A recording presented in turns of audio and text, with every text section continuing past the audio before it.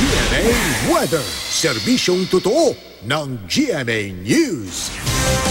Patuloy na umiiral ang northeast monsoon sa northern at central Luzon ayon sa Pag-asa. Dahil dyan, mataas ang posibilidad ng ulan sa Cagayan Valley Region at Aurora Province.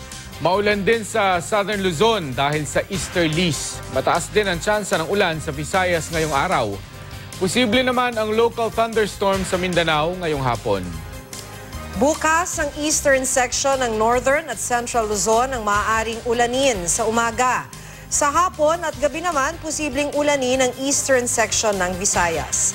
Sa ngayon, walang bagyo o anumang namumuong sama ng panahon sa loob ng Philippine Area of Responsibility. Pero sa Huwebes, isang sirkulasyon ang posibleng pumasok ng PAR at maging bagyo. Kung hindi magbago ang kasalukuyang ipinapakita ng forecast models, ang Eastern Visayas o Northern Mindanao ang posibleng unang maapektuhan nito pagdating ng weekend.